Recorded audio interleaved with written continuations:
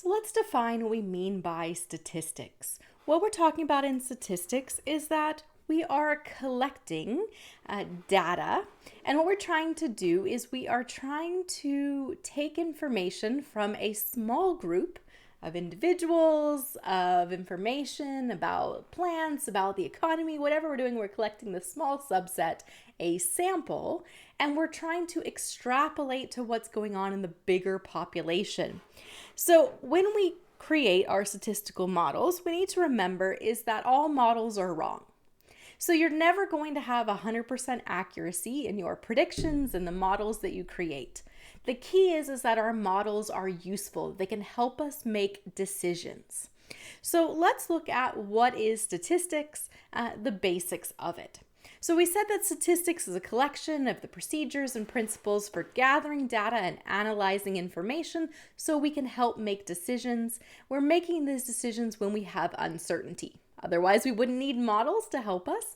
We'd know exactly what to do. But because of this uncertainty, we need to create this model to help us in these uncertain times. So we have this reality, this population, the real world that we are trying to better understand. So we take a sample from that.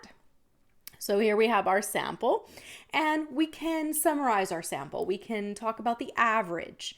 So if we look at our distribution, if we look at, where is the middle, the median, what is the mode, the most common, what is the average, the typical. And we can look at how much variability we have in that sample. So we could look at standard deviation.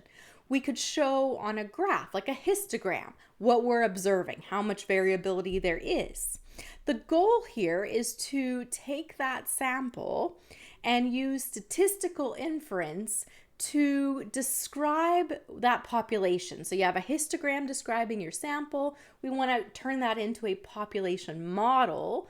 We want to understand what is happening in the greater population, but we have uncertainty. And so we want to actually be able to measure that uncertainty to be able to describe that level of uncertainty.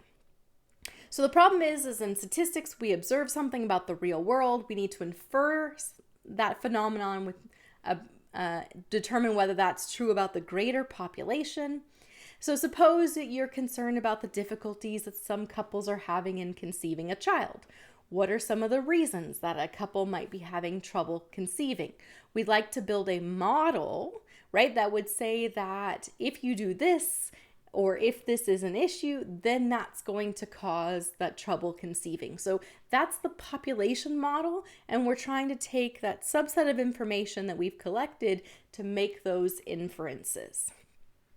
Okay, so we're going to use statistical inference to model that uncertainty. Too many clicks, too many different things. So why do we care about statistics? Well, we use statistics in our daily lives. It is going to help us collect, organize, summarize, describe the data, and then make that inference. And we see statistics all over. Now, the word statistics originally comes from the Latin word status, which is the root word of our term state.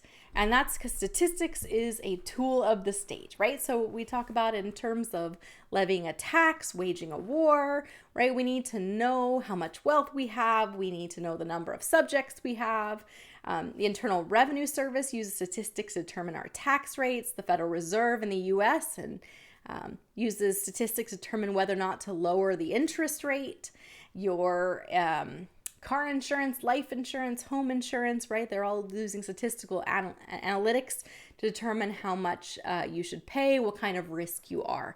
So we have statistics in our daily lives. We use it every day.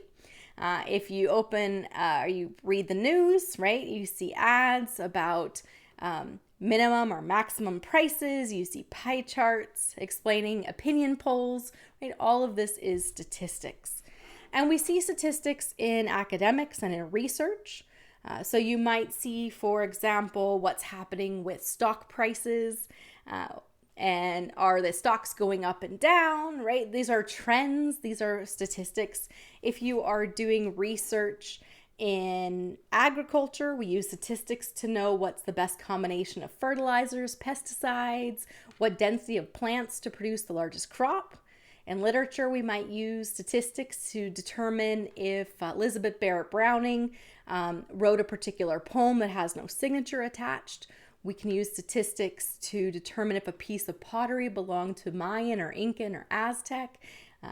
We use it in crime prevention, facial recognition software.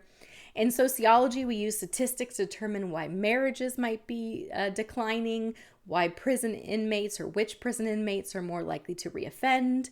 In meteorology, we use statistics to determine what is happening in terms of the climate. We use it to predict hurricanes. In medicine, right, we use it to determine whether or not a new drug is more effective than the older one. So statistics really is in all of our lives, whether you're going into academic research, whether you are simply just reading the news, scrolling the internet. So it is, all of our lives are data, right? So we should care about statistics. We should know the fundamentals of statistics. Now, when it comes to those building blocks of statistics, we have the raw data itself, we have variables, constants, observations, and we build data sets. So in our next video, we're going to look at those building blocks.